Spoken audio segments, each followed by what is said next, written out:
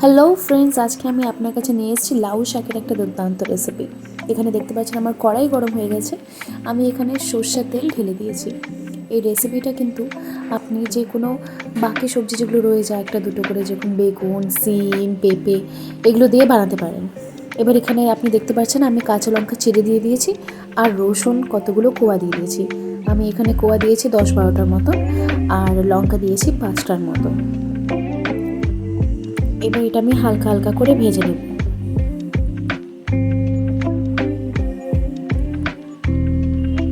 ভালো করে ভাজতে হবে, এটা অল্প আছে। আপনি দেখতে পাচ্ছেন এটা আস্তে আস্তে কালার চেঞ্জ হচ্ছে।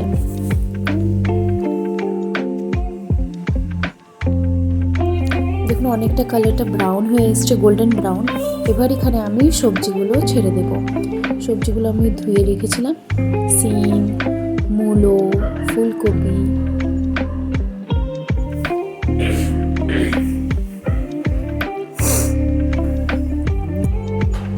এগুলো সব কেটে রেখেছিলাম, এগুলো আমি ছেড়ে দিয়েছি। পেঁপে, এগুলো সব কিন্তু খুবই হেলদি ভেজিটেবল হয়, যেগুলো আপনাদেরকে ডেইলি হিসাবে কনজিউম করা উচিত, হেলথের জন্য খুব বেনিফিশিয়াল। এবার এখানে আমি দিয়ে দিয়েছি লবণ আর হলুদ।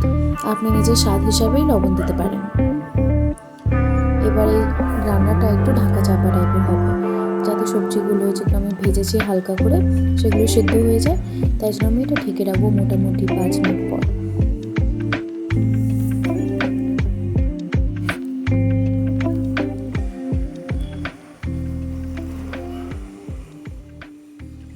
আবার একটু পর আমি ঢাকনাটা তুলে নাড়াচাড়া দিয়ে দেবো। নাড়াচাড়া একটু পরপর করতে হবে, কারণ যাতে কড়াইয়ে না লেগে যায়, আর কতটা হয়েছে এটা দেখার জন্য। আপনি দেখতে পাচ্ছেন সবজি থেকে জলটা ছেড়েছিল, সেই জলটা কিন্তু আবার আস্তে আস্তে অ্যাবজর্ব হয়ে যাচ্ছে। আমি আবার ঢাকনাটা লাগিয়ে দিলাম।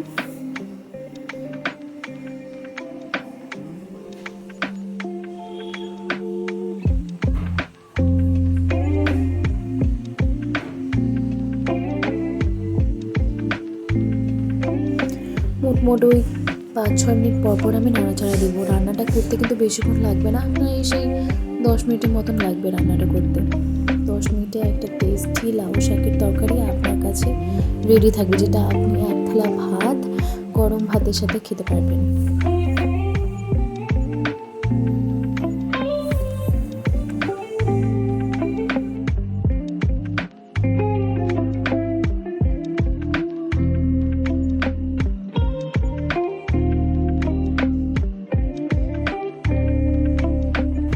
মোটামুটি 5 মিনিট পরে আমি 5 মিনিট না, ওই 3-4 মিনিট পরে আমি আবার ঢাকনাটা তুলে নাড়াচাড়া করা স্টার্ট করলাম।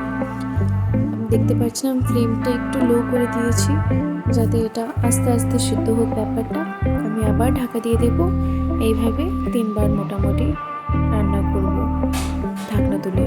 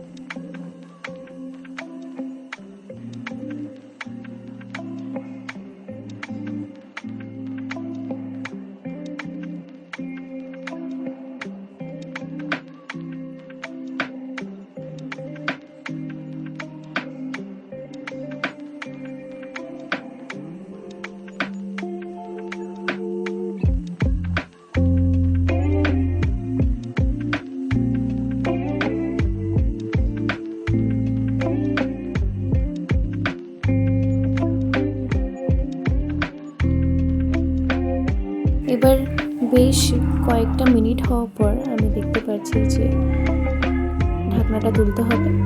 ঢাকনা তুলে দিয়েছি, সবজি সিদ্ধ হয়ে গেছে। আমি খুন্তি দিয়ে চেক করে নিলাম। এবার শাক যেটা আমি খুব ভালো করে ধুয়ে রেখেছিলাম, ওটা আমি মিক্স করে দেবো, অ্যাড করে দেবো এখানে। এবার একটু ভালো করে নাড়া দিতে লাগবে।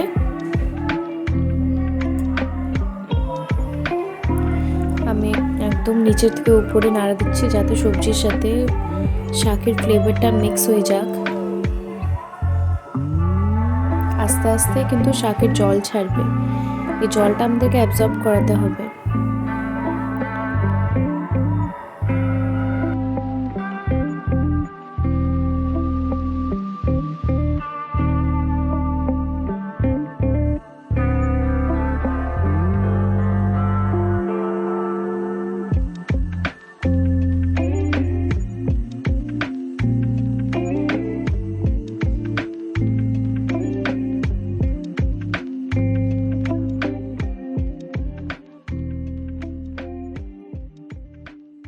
আমি দেখতে পাচ্ছি এবার ভালো করে সিদ্ধ হয়ে গেছে, শাকটা একদম চেপে গেছে। এবার আমি অ্যাড করবো একটা খুবই ইম্পর্টেন্ট ইনগ্রিডিয়েন্ট এই রেসিপির, সেটা হলো সর্ষের পেস্টের, যেটা আমি সর্ষের পাউডারে ওটা জল, ওটা আমি আটা চালনি দিয়ে ছেঁকে নিয়েছি। ছেঁকে নেওয়ার পর দিয়েছি যাতে পেটে খোঁচা না লাগে বা গ্যাস বা অ্যাসিডিটি না হোক, তাই জন্য। এবার এই পেস্টের জলটা মিক্স করে আমি এখানে অ্যাড করে দিলাম। এখানে আমি দিয়ে দিলাম কিছু দানা চিনি, আপনি নিজের স্বাদ হিসাবে চিনি দিতে পারেন। এবার এটা দিয়ে আমি নাড়াচাড়া করবো।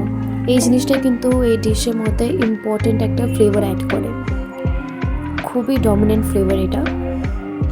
এবার আমি ঢাকা দিয়ে কিছুক্ষণ রান্না করবো, যতক্ষণ সর্ষের ফ্লেভারটা পুরোপুরি অ্যাবজর্ব না হয়ে যাচ্ছে।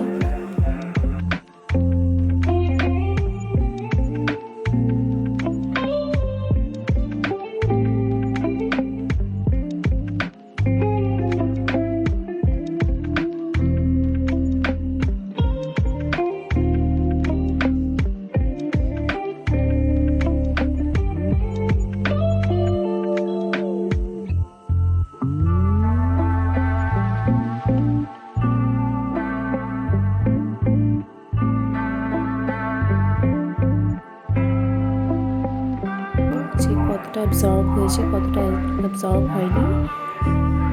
ঠিক এই 3 মিনিটের পর আমি দেখলাম যে বেশ কড়াইয়ে এই জলটা যেটা দেওয়া হয়েছিল সর্ষে অনেকটা চেপে গেছে। আবার ঢাকা দিয়ে কিছু আর একটু সিদ্ধ হতে দেবো, আর একটু অ্যাবজর্ব হতে দেবো জলটা। আমার কনসিস্টেন্সিটা মাখা মাখা দরকার।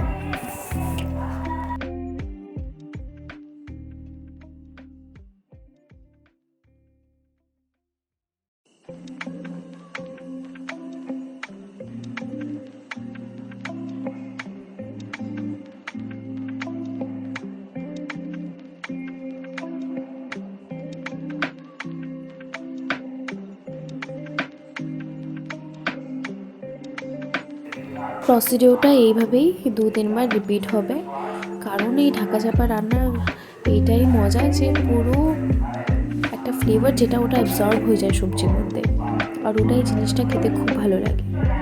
এটা আমার মেয়ের সবার খুব পছন্দ ঘরে।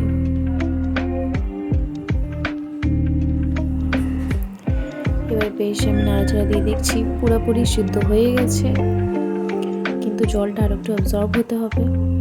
তাই জন্য আমি হাই ফ্লেম করে দিলাম যাতে মাখা মাখা হয়ে যায় ব্যাপারটা।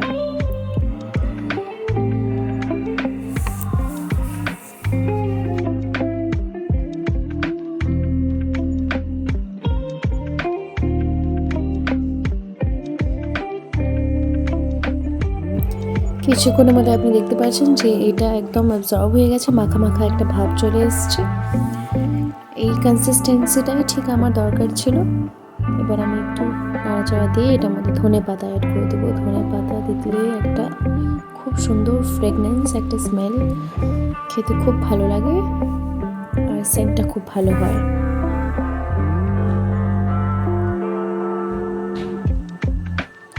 তো বন্ধুরা, এই রেসিপিটা আপনার ভালো লাগলে প্লিজ সাবস্ক্রাইব করবেন এবং লাইক করবেন আমার চ্যানেলটা।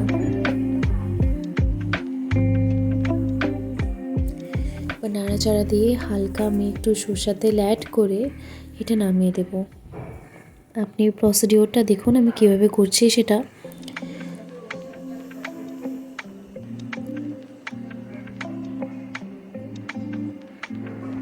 আজকে ঘরে অনেক কটা রেসিপি আমি করব, অনেক কটা রান্নাই করব, অনেক কটা পদ আমার ঘরে ডেলি হয়। বাঙালি মানুষ এক দু পদে খেতে পারে না। এই দেখুন আমি একটু সর্ষে তেল অ্যাড করে দিলাম।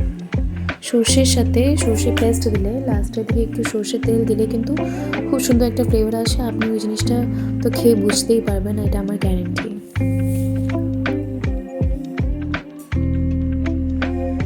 সো বন্ধুরা, thank you for watching and please subscribe my channel. আর খেয়ে বলবেন, রান্না করে বলবেন, কমেন্টসে জানাবেন যে কেমন লাগলো আপনাদের।